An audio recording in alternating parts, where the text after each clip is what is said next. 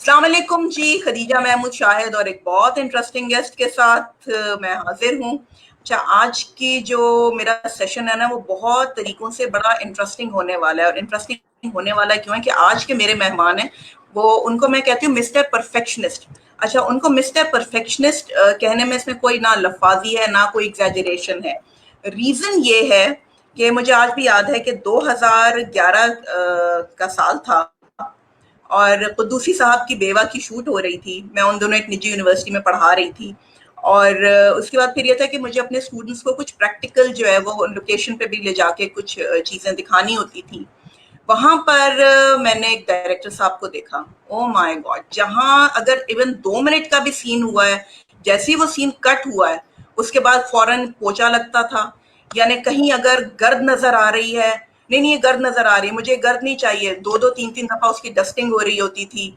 और जब तक डायरेक्टर साहब जो है मुतमईन नहीं होते थे, वो जो है रिटेक पे रिटेक भी करवा रहे होते थे। नहीं ये मुझे आवाज समझ नहीं आई, नहीं ये मुझे मजा नहीं आया।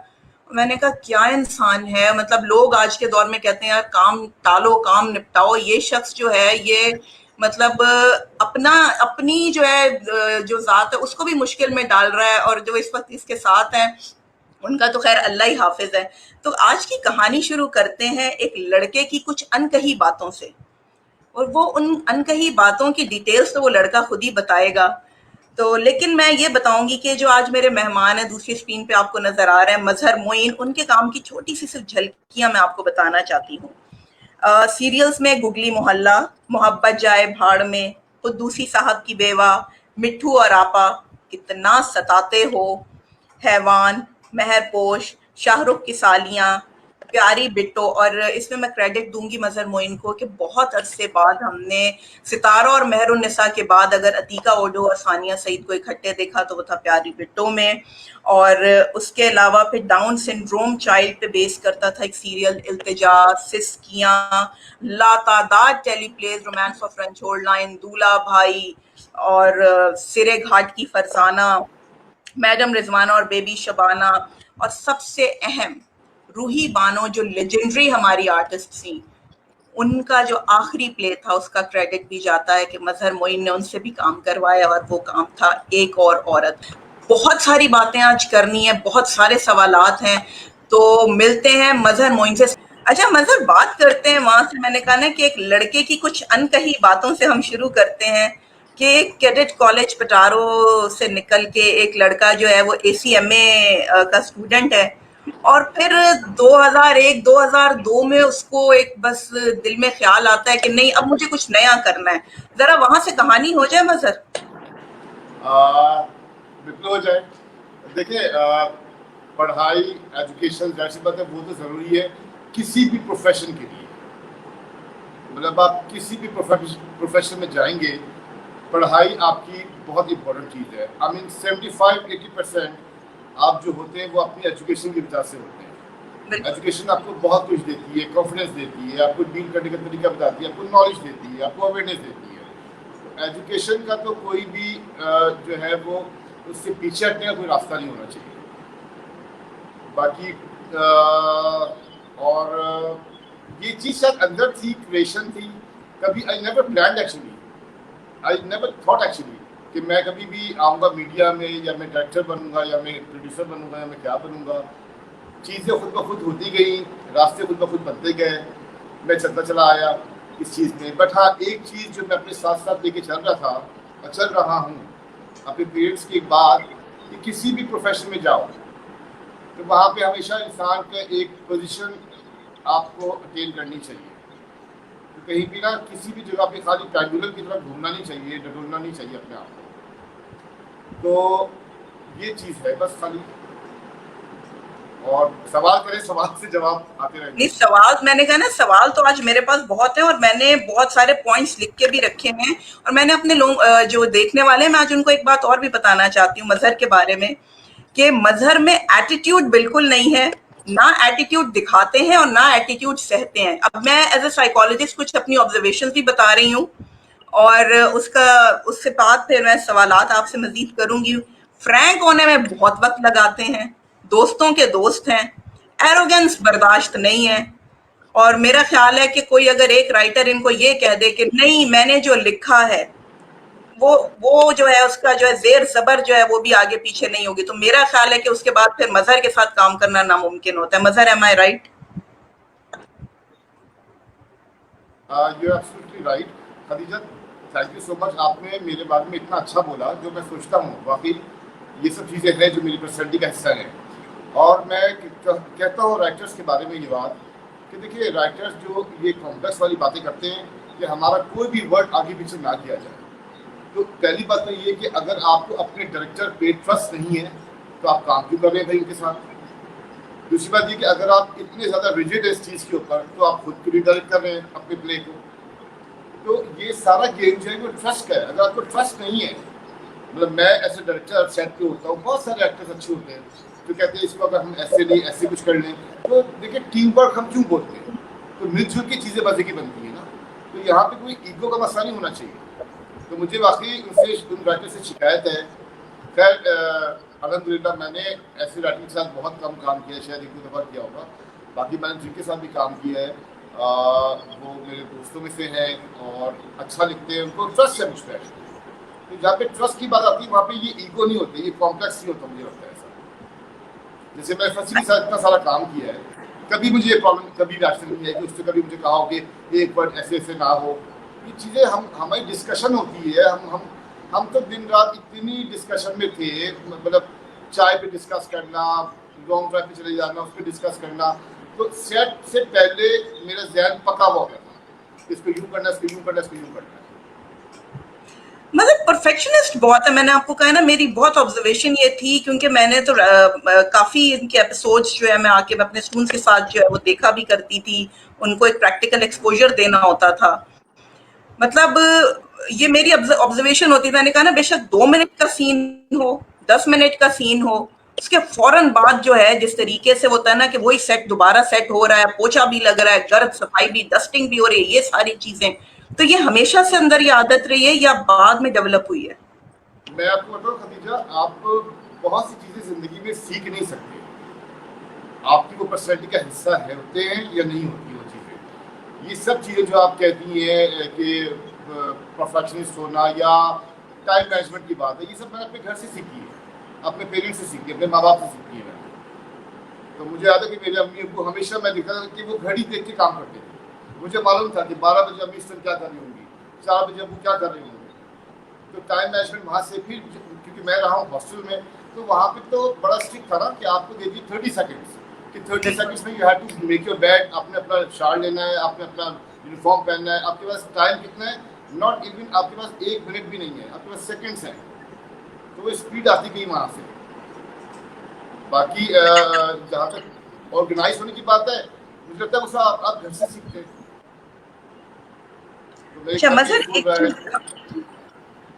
एक चीज मुझे बताइए कि नो डाउट हमारे यहाँ राइटर्स अच्छा लिखते हैं, बहुत अच्छा लिखते हैं, लेकिन जो मुझे थोड़ी सी शिकायत है वो आज आपसे मैं बात करके दूर करना चाहूंगी, मेरी कंफ्यूजन दूर करें। हमारे राइटर्स प्रोग्रेसिव नहीं है, आप भी यह समझते हैं? क्योंकि मैं ये बात कहता भी हूँ कि हमारे राइटर्स बहुत अच्छे हैं, बहुत अच्छे राइटर्स हैं, लेकिन प्रोग्रेसिव राइटिंग नहीं है हमारे यहाँ, बहुत कम है। तो बिल्कुल आप सही कह रही हैं। शायद ये वजह है कि हमारे यहाँ पता है क्या, हमारे डिस्कशन बहुत कम होता है। हम समझते हैं हम जो कर रहे हैं अगले बोले, हम जो कुछ कर रहे हैं वो सही कर रहे हैं। ये पहले इसी एक तरह वक्त सॉरी आपकी बात कर रहा हूँ। इसी तरह मैं अपना एक्टर्स की अगर बात की जाए, बहुत से एक्टर्स अच्छे होते हैं, बहुत अच्छे अच्छे एक्टर्स होते हैं दुनिया में, लेकिन आप देखिए कि नेचुरल एक्टर का टाइटल बड़े कम लोगों को मिलता है कि फला एक्टर बड़ा नेचुरल है। नेचुरल राइटिंग, आई मीन मैं कहता हूँ दुनिया का मुश्किल काम है नेचुरल राइटिंग। फिलोसफी लिखना तो बहुत आसान काम है। मजर इतने सारे राइटर्स के साथ काम किया, किसको कहेंगे कि he is a natural writer? देखिए, क्योंकि मैंने हमेशा कोशिश की कि जिनके साथ मैं काम करूँ उससे मेरी दोस्ती हो जाए, ठीक है। तो साजिदुल के साथ मैंने काम बहुत सारा किया है, उससे मेरी बहुत अच्छी दोस्ती है, हम वैसे ही बहुत मिलते हैं। फर्सी के साथ मेरी बहुत अच्छी दोस्ती है, डिस्कशन है। तो फाजल फ़खार ने फर्स्ट टाइम मेरे साथ काम किया। तो जो मैं करना चाहता था या जो मैं करना चाहता हूँ, मुझे लगता है कि मेरे राइटर समझते हैं इस बात को, या वो जो करना चाहते हैं उनको लगता है कि मैं और वो जब मिलेंगे तो वो चीज़ वही जाएगी जो दो लोग चाहते हैं करना। अच्छा मजहर, एक चीज और मुझे पूछनी है आपसे कि हमारे यहाँ लोग जो हैं वैसे तो फेमिनिज्म की बात बहुत करते हैं, लेकिन ड्रामे में एक रोती हुई औरत वो लाजमी दिखाते हैं और फिर कहते हैं जी चैनल की डिमांड है, लोग कहते हैं कि ये क्या चीज है ये। देखिए जी, आई डोंट नो मुझे बोलना चाहिए या नहीं बोलना चाहिए। अभी मैं कुछ हफ्तों पुरानी बात है, मैं किसी फंक्शन में गया तो वहाँ एक खातून थी, उनके कमरे में एक फ्रेम था और उसमें लिखा हुआ था कि औरत मार्च और समथिंग क्या क्या। तो मैं कहा ये सब बकवास चीज़ें क्यों आपने डाली हुई अपने कमरे के अंदर, क्यों ये कि आप औरत के हक में नहीं है। मैं बिल्कुल हक भी औरत की। मैं कहा एक तरफ आप लोग इस तरह की बातें करते हैं, दूसरी तरफ आप लोग अपने राइटर्स को जो है वो प्रेशर देते हैं कि रोती हुई औरत लिखे आप, तो ये डबल स्टैंडर्ड क्यों है। तो हमारे लिए मुझे लगता है कि लोग खुद क्लियर नहीं है, एक्चुअली सब लोग कंफ्यूजन के शिकार है।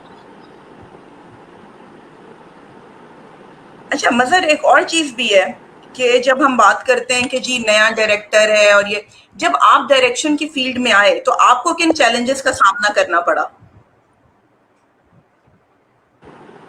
देखिए ये काम बहुत मुश्किल काम है, आसान काम नहीं है। मतलब कोई भी कैरेक्टर बनाना आसान काम नहीं है। देखिए एक राइटर है, चाहे वो मेरा बहुत अच्छा दोस्त क्यों ना हो, उसकी कहानी सुनाने का, बयान करने का तरीका अलग है।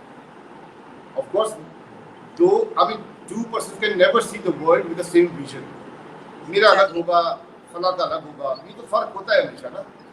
तो जाहिर सी बात है, एक राइटर ने लिखा है एक किरदार को सोचकर, डायरेक्टर उसके बहुत डिस्कशन के बाद करीब करीब रह सकते हैं, बट बहुत ज़्यादा वैसे एग्जैक्ट तो वो कॉपी नहीं कर सकता ना।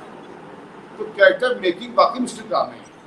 तो कैरेक्टर मेकिंग के लिए मुझे लगता है कि अगर मैं अपनी बात करूँ तो ऑब्जर्वेशन, एक्चुअली मुझे ऑब्जर्वेशन ने बहुत हेल्प किया इस चीज़ के ऊपर। जो मैं मुख्तलिफ लोगों से मिला ज़िंदगी में या मिलता हूँ मैं, तो मुझे बहुत उससे ना हेल्प मिलती है चीज़ों से। मतलब चाहे वो कोई भी इंसान हो, चाहे वो रोड पे सफाई करने वाली कोई खातून हो, या मोची हो, या कोई सब्जी वाला हो, या कोई पापड़ बेच वाली खातून हो, तो आपको मुझे लगता है कि हर इंसान से बहुत कुछ मिल जाता है। तो इन लोगों से मिलने पे मुझे बहुत हेल्प किया किरदार बनाने में। राइट। अच्छा एक चीज और मुझे बताएं कि राइटर तो जो है वो तो लिख के फारिग हो जाता है, बस उसने एक ड्रामा लिख दिया, उसके बाद असल फिर जो खेल शुरू होता है वो डायरेक्टर का होता है। क्या क्या चैलेंजेस फेस करते हैं फिर आप? बहुत सारी चीज़ें होती हैं। देखिए सबसे जो प्रॉब्लम बाज़वा आती है ज़िंदगी में, वो होती है सोच की प्रॉब्लम ना। आपके सामने एक इंसान खड़ा हुआ है, वो चाहता है ऐसा हो, डायरेक्टर चाहता है ऐसा हो, तो वो इस सोच की जंग होती है। तो उसको बहुत तरीके के साथ रिजॉल्व करना भी एक, मैं समझता हूँ, एक आर्ट है। अच्छा, कास्टिंग में ज्यादा इन्फ्लुएंस किसका होता है, राइटर का होता है या डायरेक्टर की अपनी मर्जी होती है? डिपेंड करता है कि राइटर कितना इन्वॉल्व है अपने काम में। हम्म। हमारे यहाँ तो 80% राइटर्स लिखने के बाद साइड में हो जाते हैं। एक दो ही एग्जैक्टली। लोग हैं जो बैठ के डिस्कस करते हैं, जो मेरे अपने दोस्तों में से हैं, जो पूछते रहते हैं कि भाई कौन हो रहा है, इसको नहीं इसको ले लो, इसको नहीं इसको ले लो। तो हमारे यहाँ तो क्या होता है, एक वक्त में एक राइटर एक वक्त में दो ड्रामे कर रहा होता है, तो उसके बाद टाइम नहीं होता ना डिस्कस करने का। तो मेरे तो ऐसी पास में खड्डे भी हुए इसी बात पे कि राइटर ने जब टाइम नहीं दिया मुझे डिस्कशन के लिए, तो आप क्या एक्सपेक्ट कर रहे हैं कि क्या चीज़ आपकी निकल के आएगी। तो डिस्कशन हमारे एक्चुअली बहुत कम हो गई है। राइट। अच्छा एक चीज तो खैर तय है और ये सब जानते हैं कि जब राइटर में नाम फसी बारी खान का आ जाए, डायरेक्टर में नाम मजहर मोइन का आ जाए, और फिर एक्टर और परफॉर्मर में नाम हिना दिल पजीर का आ जाए, तो इसका मतलब है कि एक हिट सीरियल है या टेलीप्ले है, वो तो समझ लें कि वो तो अंडरस्टूड सी बात है, वो एक चीज, एक हिट चीज तो मार्केट में आ जाती है। इसका जवाब दूं मैं? बिल्कुल। देखिए, मैं अगैन कहूँगा, हमारे यहाँ टीम वर्क पे लोग बिलीव नहीं करते। मैंने, फसी और हिना ने, हमने बहुत काम किया है, हमारी बड़ी स्ट्रॉन्ग बॉन्डिंग है। हमारा तो बहुत दोस्ती है हमारी, बहुत ही दोस्ती है हमारी। तो जब हम साथ साथ काम कर रहे होते थे, तो उसके बाद हमने ये भी सुनने में आता, यार तुम लोग अपना स्टाइल बदलो, अपनी टीम बदलो, अपनी फलासी बदलो, एक ही तरह की चीज़ आ रही है, एक ही तरह की चीज़ आ रही है। जब अलग अलग काम करना शुरू किया तो लोगों ने बोला कि नहीं यार तुम लोग साथ काम करो, तो लोग, मैं कह रहा हूँ, लोग कंफ्यूजन का शिकार हैं एक्चुअली, लोग क्लियर नहीं है कि इनको क्या वो कहना चाहते हैं और क्या कहना नहीं चाहते हैं। अच्छा, आपके काम में जो मुझे एक जो एज अ मीडिया साइकोलॉजिस्ट मैं फील करती हूँ, जो मुझे हमेशा बड़ा मुख्तलिफ अंदाज मिलता है कि कहाँ तो एक शख्स जो है बहुत गरीब वाली दास्तान है, जो मिट्ठू और आपा में, जहाँ पे बहुत बेसिक नेसेसिटीज के लिए भी लोग जो है अपने एक समझ लो जिंदगी की जंग लड़ रहे होते हैं, और बाकी इस तरह के कई ड्रामे होते हैं। और फिर मेहर पोश जैसा ड्रामा, फिर डाउन सिंड्रोम जैसा, मतलब इतनी डिफरेंट चीजें, दिमाग कैसे चला लेते हैं मजर। देखिए मुझे तो एनर्जी मिलती है कैमरा देखने के बाद, कैमरे से पहले तो मैं बिल्कुल ही ऑफ होता हूँ। कैमरा मेरे सामने मुझे कुछ है होता है, ये साइकोलॉजिकली मुझे इस चीज़ पे बहुत मदद मिलती है कि कैमरा मेरे सामने होता है तो मेरा दिमाग खुलता है मशीन की तरह। और बट टॉपिक्स अलग अलग होते हैं, जैसे पता है डाउन सिंड्रोम का अलग टॉपिक था, बहुत मुश्किल टॉपिक था, बाकी मुश्किल टॉपिक था, बहुत पेनफुल था मेरे अपने लिए एग्जैक्टली, कि हैवान जैसे मैंने किया, बहुत पेनफुल था मेरे अपने लिए, क्योंकि उसमें मुझे था कि मैं कहीं से इस चीज़ पे कोई मज़ा नहीं देना मुझे लोगों को, ना मज़ा लेना इस चीज़ का, तो बहुत पेनफुल था हम सब के लिए मुझे लगता है। और सबसे ज्यादा चैलेंजिंग आपके लिए कौन सा प्रोजेक्ट हुआ? सबसे ज़्यादा चैलेंजिंग प्रोजेक्ट कौन सा था? देखिए मैं अपने सारे प्रोजेक्ट्स में बहुत इंजॉय करता हूँ। मैं कह रहा हूँ कि मेरा पैशन जो है ना वो हमेशा जिंदा रहे।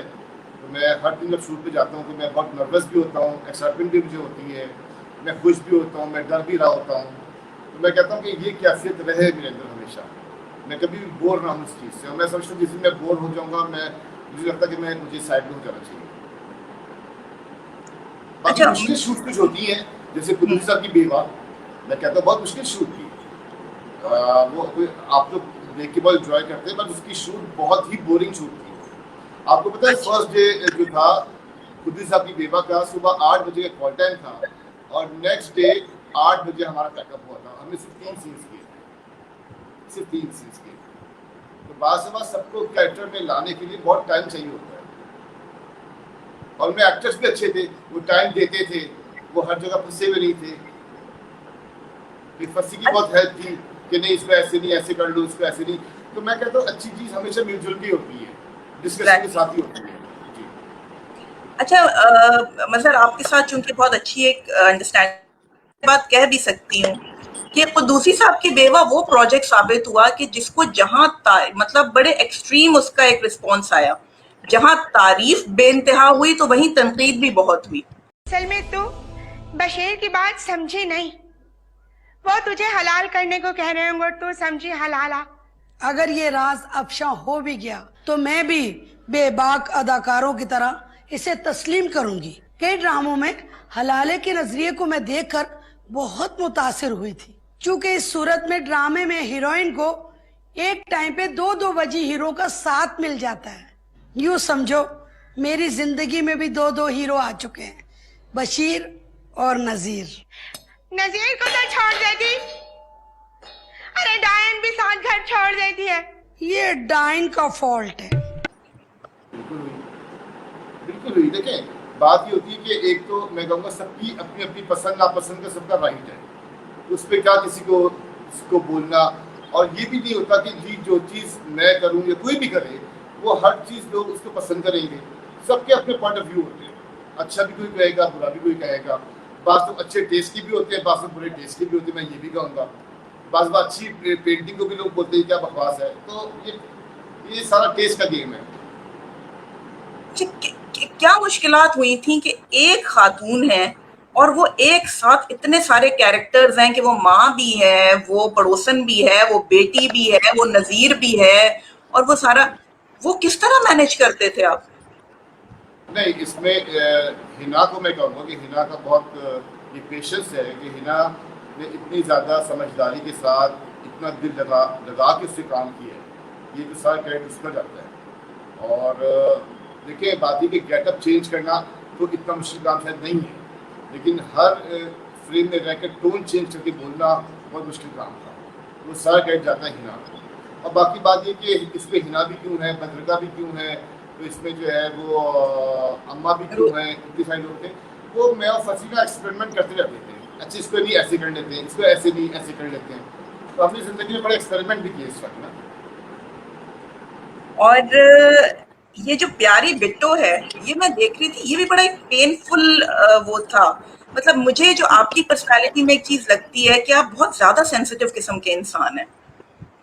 मतलब आपकी पर्सनैलिटी का एक वो ये है कि बहुत खामोश रहने वाला शख्स। मैंने कहा ना कि आप टाइम लेते हैं फ्रैंक होने में, आप फौरन दोस्तियां बहुत जल्दी नहीं फौरन कर लेते, और सेंसिटिव भी बहुत है। तो ये जैसे प्यारी बिट्टो हो गया, इल्तिजा हो गया, ये बड़ा सेंसिटिव और बड़ी तकलीफ दे वाले टॉपिक है। तो आपके अपने ऊपर क्या गुजर रही होती है? देखिए मैं सीखता हूँ, मैंने कहा ना कि मैं कोई भी प्रोजेक्ट करता हूँ ना, मैं इसमें पूरा घुस जाता हूँ अंदर का।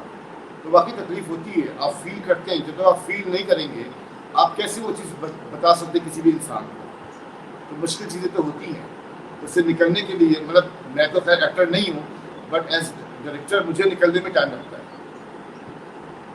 और मुझे याद है कि मैंने जब हैवान ड्रामे की लास्ट एपिसोड देखी थी और मैंने आपको टेक्स्ट किया था कि मजहर ये तो आज आपने खत्म कर दिया भाई, ये तो चीज मतलब किस लेवल पे ले जाकर आपने उसको खत्म किया था। हाँ, वो भी तो लोगों ने काफ़ी उसको एक अच्छा समझा था, उसको लोगों ने पसंद किया था काफ़ी। बट हैवान मेरा I mean one of the sets जिसमें हर एक्टर ने बड़ा दिल से काम किया, बहुत दिल से। जैसे क्रशी हो, सबिया नदीम हो, इफ़त उमर, वहाज, एवरीवन। एग्जैक्टली। अच्छा मजहर ये मुझे बताएं कि जब हम बात करते हैं तो डायरेक्टर को किन किन चीजों पे उबूर होना चाहिए? किन किन चीज़ों पे इम्प्रूव होना चाहिए? देखिए, हर चीज़ पे, हर चीज़ पे। हमारे यहाँ ज़्यादा लोग बात करते हैं फ्रेमिंग की, लाइटिंग की। मैं कहता हूँ दैट गोज विदाउट सेइंग। ये तो इसलिए कि आपने यूनिफॉर्म पहन के स्कूल जाना है, ये तो होना ही होना है। कैरेक्टर के ऊपर बातचीत नहीं होती हमारे यहाँ, एक्टर के साथ डिस्कशन नहीं होता, तो वो चीज़ लैक करती है हमारे यहाँ। बिल्कुल। सिर्फ डायस बोलना ही तो डायरेक्शन या एक्टिंग या नहीं है ना। मतलब किरदार को बनाना बहुत मुश्किल काम होता है। तो अवेयरनेस बहुत मुझे जरूरी है। मुझे ये बताएं कि उसका एक डायरेक्टर का विजन कैसे होना चाहिए, बिकॉज आज का जो हमारा सेशन है, ये जो आने वाले लोग हैं, जो नए डायरेक्टर्स हैं, ये उनके लिए भी सीखने का एक मौका है कि एक के बाद एक सुपर डुपर हिट सीरियल्स देने वाला मजहर मोइन के, मतलब कंपटीशन का इतना इस वक्त दौर चल रहा है, और उस दौर में जो है एक के बाद एक सुपर डुपर सीरियल्स भी दे रहा है और टेलीप्लेस भी दे रहा है। तो आज का सेशन तो मैं कहती हूँ कि उनके लिए free of cost mentoring session आपका हो गया है। तो एक डायरेक्टर का विजन क्या होना चाहिए? देखिए, एक्चुअली कोई भी क्वेश्चन होती है ना, या कोई भी क्रिएटिव चीज़ होती है, एक्चुअली आप अपना जहन जो है वो बता रहे होते कि मेरा जहन ये है। ठीक है, जैसे मैं कहता हूँ ज़िंदगी में आप कभी अपने अच्छा टेस्ट या बुरा टेस्ट क्या होता है वो आप सीख नहीं सकते। वक्त के साथ साथ आप बहुत कॉन्शियस हो तो आप उसको पॉलिश कर सकते हैं। मुझे लगता है बहुत सी चीज़ें जो होती हैं वो होती है गॉड गिवन। चीज़ों को कैसे बनाना है, इसका क्या आर्ट होना चाहिए, ये समझने की, गौर करने की जरूरत है हम सबको, किसी भी इंसान को जो इस फील्ड में है। अच्छा, मतलब देयर वाज अ टाइम, मुझे याद है कि हम लोग जब बात करते हैं पीटीवी के ड्रामे की, कि जी बहुत जबरदस्त ड्रामे होते थे और बाकी रोड सुनसान हो जाती थी, सारा कुछ था। उस वक्त ये होता था कि जी वो बाकायदा जो है रिहर्सल्स भी हो रही होती थी इतने दिन और सारा कुछ करके। अब क्या वजह है कि रिहर्सल्स भी नहीं होनी? क्या कमर्शलाइजेशन बहुत ज्यादा बढ़ गई है, लोगों के पास टाइम नहीं है? क्या मतलब क्वांटिटी तो आ रही है लेकिन वो क्वालिटी नहीं आ रही कि आप कहें कि जी अब बिल्कुल जैसे सड़कें सुनसान वाली चीज, वो क्यों नहीं हो पा रही? क्या हम में क्या चीज लैक कर रही है? टू सम एक्सटेंट ये बात सही भी है, क्योंकि वाकई बिजनेस बन गया है, काम बहुत बढ़ गया है। पहले जाहिर सी बात है आपके पास ऑप्शन कम था, एक पीटीवी था, आप देख रहे हैं, वो अच्छा बुरा, अच्छा ड्रामा हो, बुरा ड्रामा हो, घटिया ड्रामा हो, आपने देखना होता है। तो आपकी मेमोरी में आज तक वो ड्रामा है। उस ज़माने में भी सॉरी टू से बुरे ड्रामे बनते थे, ठीक है, बट हमें अच्छे ड्रामे याद हैं। आजकल के दौर में जाहिर सी बात है कि लोग इतने बिजी हैं, इनके पास टाइम नहीं है। बिल्कुल टाइम नहीं है रिहर्स करने का। लेकिन उसी दौर में रह के, देखिए मैं एक बात कहता हूँ कि अगर मैं इस जंग में रह पड़ गया ना, या इस बहस में मैं पड़ गया कि पहले के ड्रामे अच्छे थे, अब के ड्रामे बुरे, तो मैं सोचता हूँ कि मैं फिर ड्रामे क्यों कर रहा हूँ। अगर मैं बुरा समझ के ड्रामे कर रहा हूँ तो मैं क्यों कर रहा हूँ, सिर्फ पैसों के लिए? नो, है ना। तो मुझे इसी दौर में रह के ही अपनी सिग्नेचर को मेंटेन करना चाहिए। मुश्किलात होंगी, मुश्किलात होती हैं, लेकिन आप पीछे नहीं हटते। Right, okay. अच्छा, ये जो नए आने वाले हैं इस फील्ड में, जो नए अपकमिंग डायरेक्टर्स हैं या जिनको शौक है कि वो डायरेक्शन की फील्ड में आए, उनको आप क्या टिप्स देना चाहेंगे? मैं कहता हूँ नए लोगों को बिल्कुल आना चाहिए, हमें ज़रूरत है। नए लोग हों, चाहे वो एक्टर हों, चाहे वो डायरेक्टर हों, चाहे वो प्रोड्यूसर हों, उनको आना बहुत ज़रूरी है। वो सबसे पहले देखें, दो तरह के लोग होंगे। एक तो उनको शौक होगा क्योंकि उनका कोई कज़न होगा इस फील्ड में, या उनको होगा यार मीडिया में आना है, हमें टीवी पे आना है, हमें कैमरे के सामने आना है।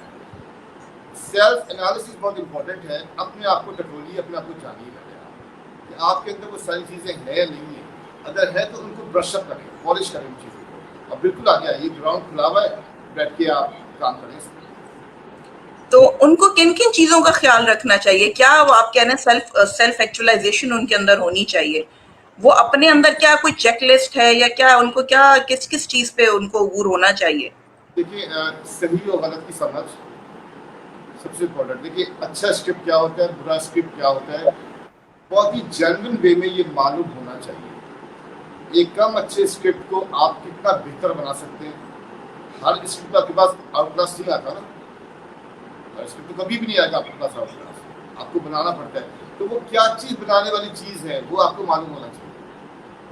कैरेक्टर वही होते हैं, उसको चेंज कैसे करना है आपको, है ना। घर में वही लड़की है, वही माँ है, वही सास है, उसी में रहते हुए चेंज कैसे करना है। तो ये कॉन्शियस होना बहुत ज़रूरी है, समझना बहुत ज़रूरी है कि इसी में रह के मैं कैसे थोड़ा डिफरेंट काम करूँगा। तो कुछ डिफरेंट करने का ना आपके अंदर एक सोच होनी चाहिए। रूटीन में रहते हुए मैं कहता हूँ, कोई भी चीज़ देखिए आसमान से नहीं उतर रही, पर रूटीन में रहते ही कुछ डिफरेंट चीज़ कैसे करेंगे आप, वो आर्ट समझना चाहिए। अच्छा मजर, डायरेक्शन तो बड़ी कमाल की करते हैं, और लिखा तो उससे ज्यादा कमाल कर दिया। मतलब अब बजे की शहनाई, और मैं यकीन करें, मैं जिस मजहर मोइन को मैं जानती थी, मैं तवक्को नहीं रख सकती थी कि वो मजहर मोइन ये वाली चीज भी लिख सकता है कि जिसमें वो जो है वो ब्यूटी पार्लर वाली जो खातून है उनका और हिना दिल पजीर के जो डायलॉग्स की जो आपस में उनकी वो तकरार थी, वो क्या खूबसूरती से आपने वो किया है। उसका थोड़ा सा एक्सपीरियंस बताएं कि वो कैसा एक्सपीरियंस रहा। वो टीवी वन के लिए किया था मैंने, एक ईद का प्ले, अब बजे की शहनाई, तब बजे की शहनाई, और बस खबर दबड़ में हो गया। एक्चुअली वही बात देखें, आपके अंदर आपकी पर्सनैलिटी के 1000 खाने होते हैं, आप कहीं ना कहीं उनको इस्तेमाल कर रहे होते हैं, यही चीज़ क्रिएशन में काम आती है। तो वो भी कोई मैंने एक ही रात में लिखा था, मैं खाली रात में लिखने बैठा कोई 8-9 बजे, और सुबह का कोई 6 बजे तक मैंने वो काम खत्म किया। तो इतवार से कास्ट भी अब तो मैं कहता हूँ घर के लोगों को मैं ले लेता हूँ, तो लोग मुझे घर के लोग कॉल रहे थे, हिना है तो फराह है, तो फराह है तो मैं ले लेता हूँ। अच्छा मजर, कास्ट का सोच के लिखते हैं या लिखने के बाद फाइनल करते हैं कि मैं इसको लूंगा? देखिए, क्योंकि मैं तो खैर लिखता नहीं हूँ, मैं तो बहुत कम, कभी कभार कोई चांस मिल गया, कभी कोई दिल चाहा तो कुछ काम कर लिया। लेकिन दोनों चीज़ें होती हैं, दोनों चीज़ें होती हैं। आप ये सोच के नहीं कह सकते कि हमने सोचा कि जी फर्ज करें कि जी हिना दिल पजीर हैं तो उनके लिए कुछ लिखते हैं, ऐसा भी होता है। और बाज़ आप लिख लेते हैं, फिर आप सोचते हैं कि इसको बेस्ट तरीके से परफॉर्म कौन करेगा। सही।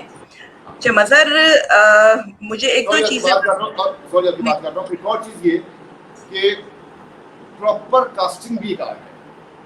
एग्जैक्टली, मैं उसी पे ही आ रही थी बेसिकली। वो क्या होती है, प्रॉपर कास्टिंग क्या होती है? मैं वही पूछना चाह रही थी, आपने मेरी बात का जवाब खुद ही दिया।